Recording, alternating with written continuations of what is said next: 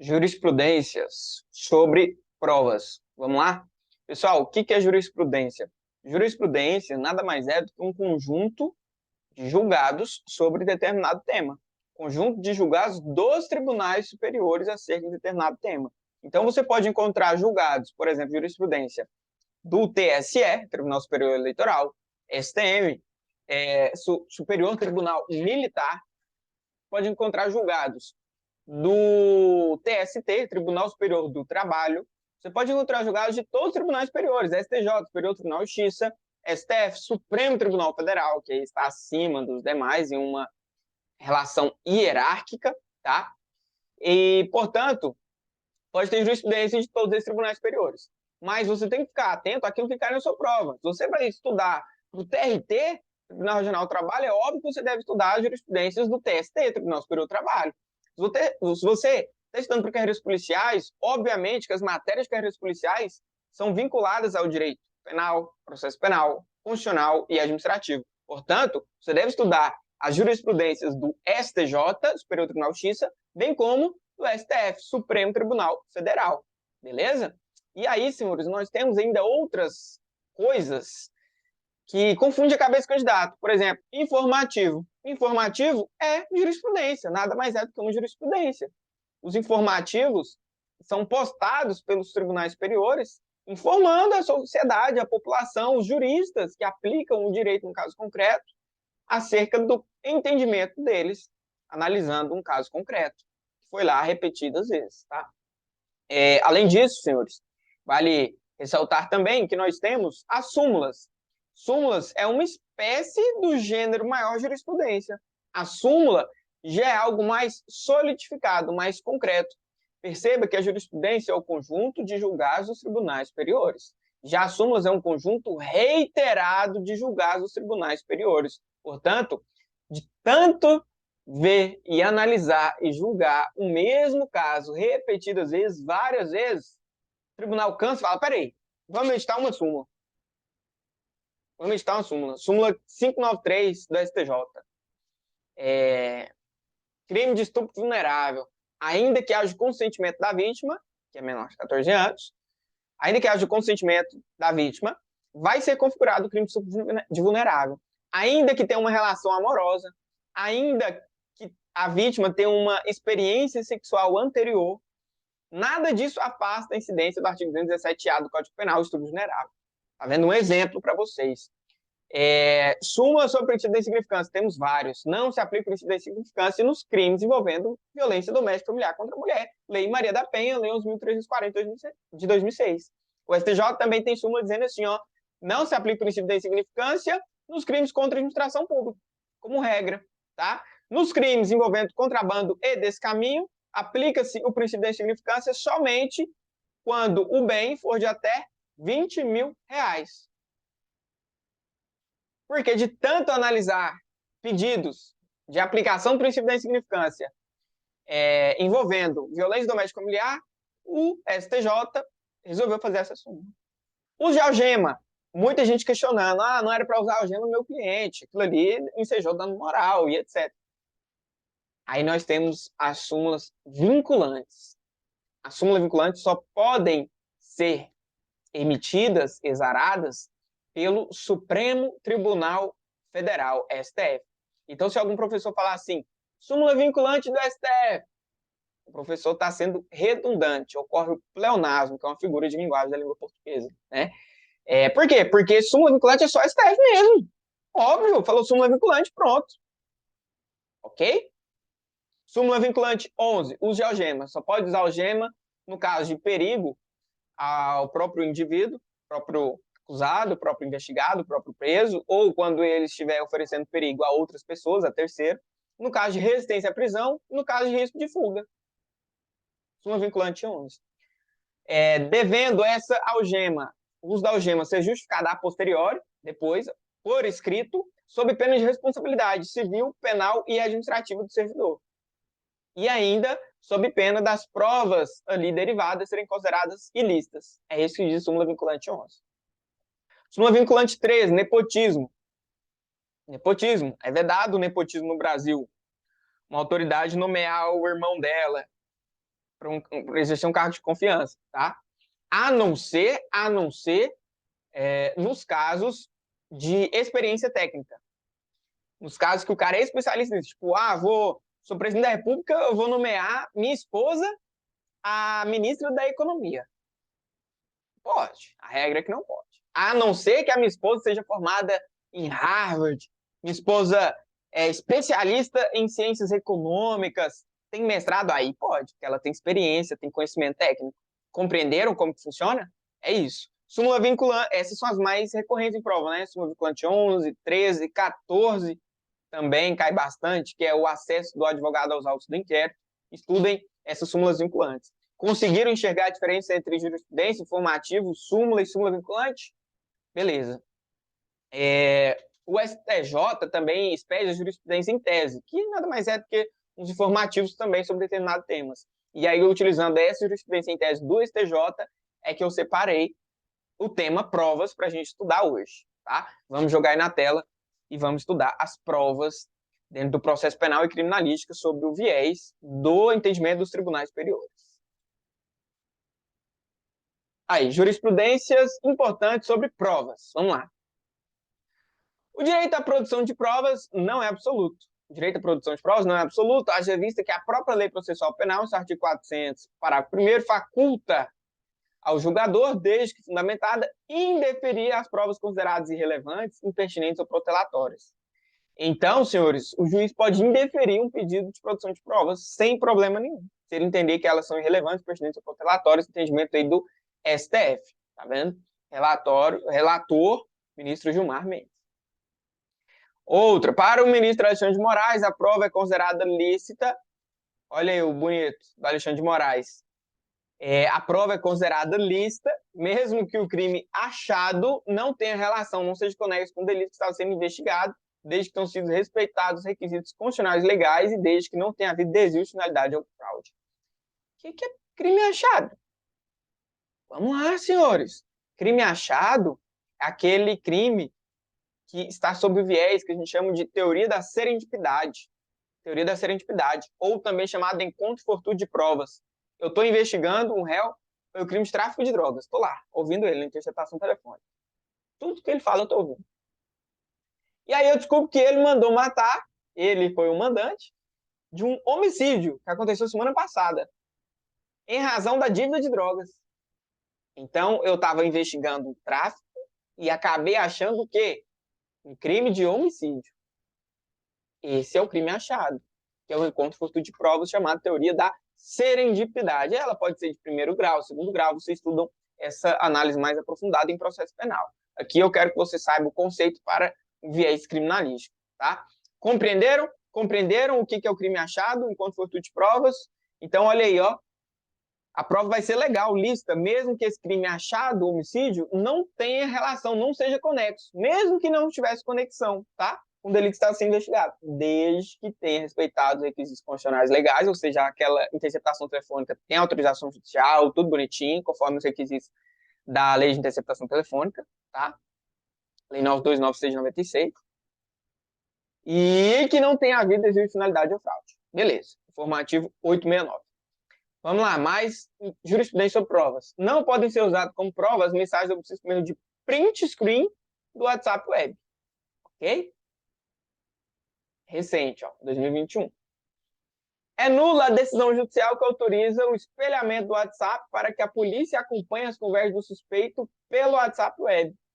Então, decisão judicial que autoriza o espelhamento de WhatsApp, o espelhamento web, para que a polícia fique acompanhando aquela pessoa, é nula essa decisão judicial e a prova vai ser considerada ilícita, tá? Obrigar o suspeito a colocar seu celular em viva voz no momento de uma ligação é considerada também prova ilícita, ilegal, assim como as provas que derivam dela. Tá aí esse entendimento do STJ, né, dos ministros do STJ. Não vou expressar minha opinião aqui, tá? Muito embora eu tenha uma opinião formada sobre estes temas, não vou expressar aqui, porque aqui a gente tem que ver o que é relevante para a sua prova. Não importa a opinião do professor, o que importa é o que vai cair na sua prova, e é para isso que eu estou aqui, para você passar no concurso. É ilícita, ilegal, a prova obtida mediante conduta da autoridade policial que atende o telefone sem autorização né? É ilícita a prova obtida mediante conduta da autoridade policial que atende sem autorização o telefone do acusado e se passa pela pessoa sob investigação. Alô? Ah, e aí, é o Dentinho? Ô, sou eu mesmo, Dentinho. Beleza, irmão? Na verdade, só autoridade policial, né? Ah, tá. E aí, irmão? Vamos lá fazer aquele assalto? Bora, bora demais. É ilícita essa prova, tá? O delegado atendendo o celular do Pebas, passando pelo Pebas. Legal, é lícito o acesso aos dados armazenados em celular apreendido com base em autorização judicial. Óbvio, né? Se tem autorização judicial, eu posso utilizar os dados que estão armazenados nesse celular. Tá aí os principais entendimentos jurisprudenciais sobre provas e tem mais. Tá aqui, resumindo, uma tabelinha para vocês. Provas ilícitas e provas lícitas, legais. Provas ilícitas. Quebra sigilo telefônico mediante habilitação de chip do delegado de polícia em substituição ao do investigado titular da linha. Não pode ser usados com provas ou mensagem do print screen, a gente já falou, do WhatsApp Web. Aqui o espelhamento do WhatsApp Web também já falamos. Sem prévia autorização judicial, são nulas as provas obtidas pela polícia por meio de extração de dados e conversas registradas no WhatsApp, ainda que o aparelho tenha sido apreendido no momento da prisão em flagrante. Então, sem prévia autorização judicial, não pode ter acesso às provas dos aparelhos telefônicos. Tem que ter autorização judicial. Prova obtida mediante conduta do delegado que atende a autorização, o telefone dele se passa pelo investigado, também é ilícita. Obrigar o suspeito a colocar o telefone em viva voz também é prova ilícita. Prova obtida por meio de abertura de carta, telegrama, qualquer encomenda postada nos correios, também é prova ilícita ante a inviolabilidade de sigilo de correspondência. Tá aí os julgados com seus respectivos informativos. Prova lícita, legal, permitida. É permitido acesso ao WhatsApp, mesmo sem autorização judicial, em caso de telefone celular encontrado no estabelecimento prisional. Irmão, encontrou um celular dentro do presídio, você pode acessar o WhatsApp e as provas são totalmente legais, lícitas, pode ser utilizado no processo, inclusive para fim de condenação. Fechou? Obviamente, né? Inclusive, ter celular dentro de um estabelecimento prisional é falta grave para o preso. E a pessoa que tenta entrar com um celular, um aparelho telefônico em um estabelecimento prisional comete crime. Fique atento. Fique atento a essa diferença da lei de execução penal, assim como também lá do Código Penal, o crime e falta grave. É legal o acesso aos dados armazenados no celular apreendido com base em autorização judicial. Óbvio, tem autorização judicial, pode acessar os dados. Então, precisa de autorização de quem? Do chefão lá, do juiz. Mesmo, caso de mesmo sem autorização judicial, a polícia pode acessar a conversa do WhatsApp da vítima morta por celular foi entregue pela sua esposa. Por que não precisa de autorização judicial? É óbvio, o direito ele é meio óbvio às vezes, né? Às vezes. Quem tem direito à intimidade, à honra, à vida privada, à liberdade, todos aqueles direitos da ação à tortura, é a pessoa viva. Se a pessoa morreu, o entendimento do STJ é que a polícia pode acessar as conversas do WhatsApp, né? A esposa entregou o celular para a polícia, então pode acessar. A pessoa já está morta mesmo. Houve a extinção da punibilidade em razão da morte. Óbvio que alguns direitos do morto permanecem. Direito à honra, por exemplo, é um direito que permanece. Você não pode xingar o morto. Tem lá os crimes contra os sentimentos aos mortos, lá na parte final do Código Penal. Artigo 300 e tanto. Show? É válida como prova no processo penal a gravação realizada pela mãe da conversa telefônica mantida por seu filho menor de idade com autor de crime sexual. Olha que interessante. A mãe gravou a conversa do filho menor de idade com o autor de crime sexual, com um pedófilo. E essa prova foi considerada legal, válida. Ok? Informativo 543 do STJ. Informativos em tese 105 do STJ. Vamos lá. As provas inicialmente produzidas na esfera inquisitorial, inquérito, e reexaminadas na instrução, no processo, com observância contraditória e a defesa, não violam o artigo 155 do Código de Processo Penal, visto que eventuais irregularidades no inquérito não contaminam a ação penal dela decorrente. Isso aqui cai bastante, esse informativo aqui. Ó. Pessoal, teve uma prova ilícita no inquérito, o que eu vou fazer? É igual o câncer, meu irmão. Eu vou atacar ali aquela célula que está ilegal, está contaminada, e a pessoa permanece viva. O processo vai permanecer vivo. Se ligou? Pegou a visão? Vamos lá. Perícias e documentos produzidos na fase inquisitorial são revestidos de eficácia probatória, sem a necessidade de serem repetidos no curso da ação penal, para se sujeitar ao contraditório diferido. Então, tem eficácia probatória. É válido perícia e documentos que são produzidos na fase do inquérito. É isso. Decisão que determina a produção antecipada de provas deve ser concretamente fundamentada, não justificando unicamente o mero decurso do tempo. As provas irrepetíveis, antecipáveis, né? Então, essa decisão aí, ela tem que ser fundamentada. Bem bonitinho. Tese mitigada. A terceira edição desta corte, flexibilizando a súmula 455 da STJ, tem entendido que, olha como é recente, tem entendido que a fundamentação da decisão que determina a produção antecipada de provas pode limitar-se a destacar a probabilidade que, não havendo outros meios de prova disponíveis, as testemunhas, pela natureza da sua atuação profissional, marcado pelo contato diário com fatos criminosos que prendem semelhança dinâmica, devem ser ouvidos com a possível urgência. Tá? No caso concreto, a única testemunha de acusação ouvida, um agente fiscal de rendas, exerce profissão que lida cotidianamente com uma série de fatos tributários e ilícitos tributários e, com o decurso do tempo, podem nublar ou envelhecer sua memória, que justifica sua oitiva com urgência. Pessoal, na prática, o cara é fiscal aduaneiro, o cara trabalha ali nas divisas, nas fronteiras do Brasil com outros países. Eu preciso ouvir ele logo. Por quê? Se eu ficar deixando para depois, de tanto ele passar ali por ele 1 milhão de cargas de cigarro, de outros bens, ele pode esquecer. Então, a decisão judicial é nesse sentido, tá? Que eu posso fazer essa produção antecipada de provas, eu posso ouvir essa testemunha logo, rapidão, em um momento distinto do que estava anteriormente previsto no processo penal, para que o testemunho daquele cara, né, não se envelheça, o cara não se esqueça. É isso. Sem novidade, né? Vamos lá. A propositura da ação penal existe tão somente para indícios mínimos da materialidade e autoria. Precisa, lembra? De modo que a certeza é só comprovada na instrução probatória, prevalecendo no princípio do indúbio pro societar na fase do oferecimento da denúncia. Cai bastante isso aqui, ó. Em regra, no direito penal, prevalece o princípio do indúbio pro réu. Não é indúbio para no réu, não. É na dúvida, eu beneficio o réu, indúbio pro réu. Já que, no oferecimento da denúncia, prevalece no processo penal o princípio do indúbio pro societar. Na dúvida, eu beneficio a sociedade. Então, eu recebo essa denúncia e vamos investigar. Vamos tocar o processo. Vai ter ampla defesa, vai ter contraditório, e a gente investiga. Se ligou? Vamos lá. Outra jurisprudência em tese do STJ, incidência da qualificadora rompimento de obstáculo previsto no crime de furto, está condicionada à comprovação por laudo pericial, salvo em caso de desaparecimento dos vestígios, quando a prova testemunhal, confissão do acusado ou exame indireto pode suprir a falta. Então, a regra é que houve o furto qualificado por rompimento de obstáculo, deve haver o laudo pericial. Essa é a regra, salvo quando tem prova testemunhal, confissão do acusado, exame direto, vai poder suprir a falta ali, no caso concreto, se juntado, né? Porque só a confissão do acusado não supre uma prova pericial. Vale revestir de eficácia probatória o testemunho prestado por policiais envolvidos em ação investigativa, responsável por prisão em flagrante, quando estiver em harmonia com as demais provas dos autos, for colhido sob privo contraditório pela defesa. Perfeito. Óbvio, né? Se não valer o testemunho do polícia, não vale mais nada, né? O reconhecimento fotográfico do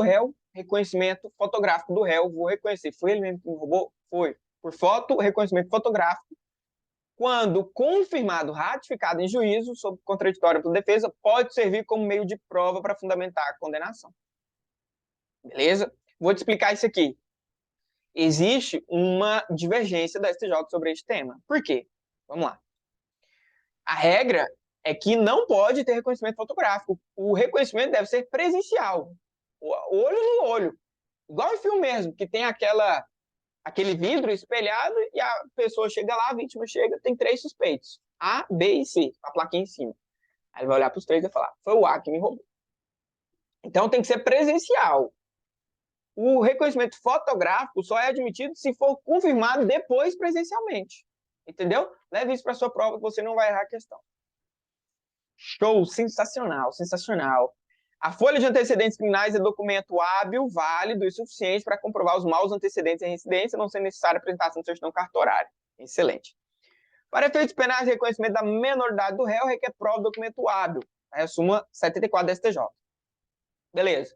O registro audiovisual de depoimentos escolhidos no processo penal dispensa sua degravação ou transcrição em prol do princípio da razoável duração do processo e celeridade. salvo comprovada a necessidade. Então, tudo que for falado no processo, depoimento, eu não preciso transcrever tudo. Vamos ter celeridade nesse processo, né? Vamos agilizar. Eu só vou transcrever aquelas partes mais importantes, em razão do princípio da celeridade processual. E isso vale para interceptação telefônica também, tá?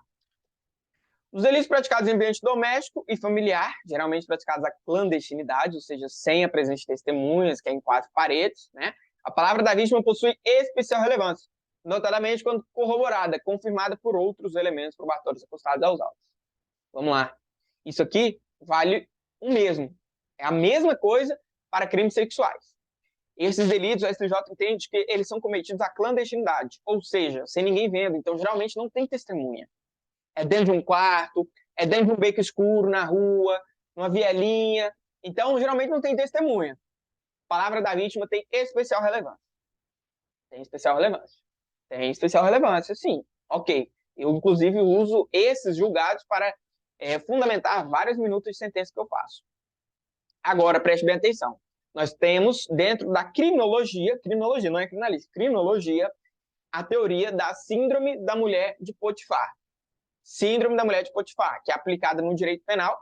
Quem estudou a Bíblia, quem é cristão, sabe lá a história do José do Egito, que era escravo, foi soldado, né, foi preso, e aí depois virou governador, um grande líder.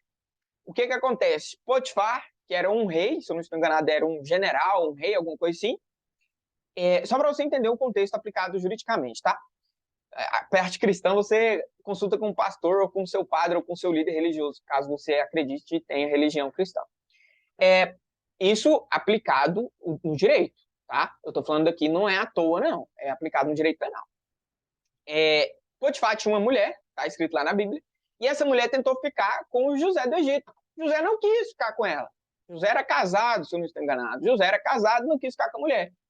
A mulher ficou pé da vida, rasgou um pedaço das vestes de José, foi lá na delegacia, e falou, José me estuprou. Ela falou para o marido dela, Potifar, que era general do exército. E aí o José foi preso. Então, olha o entendimento da STJ. Embora, em que pese a palavra da vítima tenha especial relevância, esta palavra da vítima tem que ser corroborada, confirmada com outros elementos de prova. Justamente para evitar a teoria da síndrome da mulher de Potifar, que é aplicado aqui no direito penal sob um viés criminológico. Top, sensacional. Anote em seu caderno. Anote em seu caderno que as bancas estão adorando cobrar jurisprudência, sobretudo a OCP, agora vem com tudo jurisprudência, banca SES, Sebrasp, IAD está cobrando jurisprudência, então fique atento, não é à toa que estamos passando por esta aula neste momento, tá? E essa teoria é uma teoria doutrinária, também doutrina, e que é um complemento para seu estudo de jurisprudência aqui com o professor Lira. Tira uma foto aí, posta lá no Instagram, @proflira, marca a gente que a gente reposta lá. Valeu? Tamo junto aí.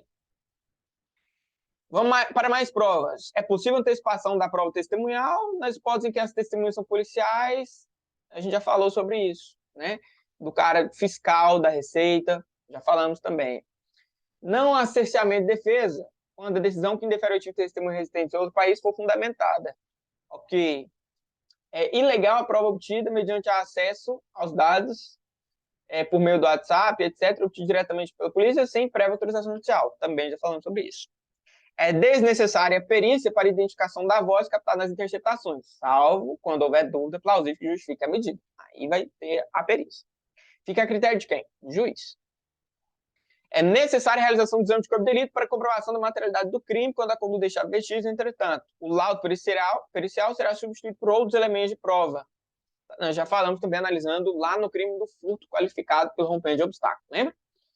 O laudo toxicológico definitivo é imprescindível, é extremamente necessário, vinculado para a configuração do crime de tráfico de drogas, sob pena de ter por incerta materialidade de delito, por conseguinte ensejar a absolução do acusado. Vem cá comigo aqui, ó. Tráfico de drogas, laudo pericial de constatação da droga. Nós temos dois, laudo provisório e laudo definitivo. O laudo provisório da droga que é feito ali na delegacia ou no ML, naquele momento ali, rápido, ele é fundamental para ensejar uma prisão preventiva, uma prisão cautelar. Mas o laudo provisório por si só não serve para embasar uma condenação. Então, temos que ter dois laudos. Se a gente quiser condenar uma pessoa, vai ter que ter, além do laudo provisório, o laudo definitivo da droga. Preste atenção, porque isso você encontra em processo penal, essa matéria que a gente está falando aqui, você encontra na legislação penal extravagante, que é a Lei 11.343 de 2006, Lei de Drogas, e encontra aqui também na criminalística, na parte de laudos, provas periciais, está no seu edital. Fique atento. Vamos para mais? Não acabou não, filho. Sustenta a carcaça. Então, o laudo toxicológico é isso, é o laudo da droga, tá? É possível, em situações excepcionais, a comprovação da materialidade de tráfico de drogas pelo laudo de constatação provisória. Olha o que eu acabei de falar, ó. Falei a regra para você, agora olha a exceção. Desde que ele esteja dotado de certeza idêntica do laudo definitivo e que tenha sido elaborado por perito oficial em procedimento com conclusões equivalentes. Então, senhores, para ter esta comprovação da materialidade por um laudo provisório, ele tem que ser idêntico a um laudo definitivo. E é uma exceção. Aí, entendimento, jurisprudência número 111, em tese do STJ. É prescindível, é facultativo, não é necessário a apreensão e perícia da arma de fogo para a caracterização da causa de aumento de pena prevista no crime de roubo, 157, parágrafo 2º-A, inciso 1 do Código Penal, quando evidenciar o desemprego por outros meios de prova. Então, meu irmão, emprego de arma de fogo, tá aqui. Ah, o cara roubou com uma arma de fogo, um simulacro desse, seja um airsoft desse, ele vai responder por roubo simples. Preste atenção, porque era um simulacro, não é arma de fogo. Arma de fogo é uma coisa, simulacro é outra coisa. Arma de airsoft é outra coisa. Isso aqui é airsoft. Beleza. Agora, roubo com emprego de arma de fogo. Ele vai responder por um roubo qualificado. Ok? E não vai precisar passar por perícia, se a arma estava funcionando ou não, desde que seja arma de fogo. Ok. Roubo com emprego de arma branca, a causa de aumento de pena, uma majorante do roubo. Beleza? Não é qualificado. Ele é majorado. Aumenta-se a pena. No meu Instagram tem lá uma postagem com os aumentos bonitinhos, nesse caso do crime de roubo. Beleza? Só você procurar lá que você acha, meu irmão. Caso de roubo com arma branca, arma de fogo e arma de fogo de uso permitido, a diferença de uso restrito e uso proibido também tem diferenças lá. Fechou a jurisprudência. Próxima aula, então, a gente vai dar continuidade. Excelente essa aula de jurisprudência aqui, tá? Indique nosso trabalho, siga o nosso perfil nas redes sociais, acompanhe nosso trabalho lá. A gente fica imensamente grato. Eu fico imensamente agradecido a todos aí que têm acompanhado nosso trabalho, que passam feedback. Pô, professor, passei no concurso. Cara, isso aí não tem dinheiro que pague. Então, se você passou no concurso com a ajuda do professor Lira, nem que seja uma dica, alguma besteirinha, uma aulinha que você viu, pô, fala lá pra gente, eu tenho uma satisfação de saber, gratidão, tá? E depois chama pro churrasco da aprovação. Isso aí eu vou fazer questão e a honra de comparecer nesse churrasco. Tamo junto aí, forte abraço e vamos pausar pro intervalo e a gente volta com tudo aí, finalizando o criminalístico. É nóis.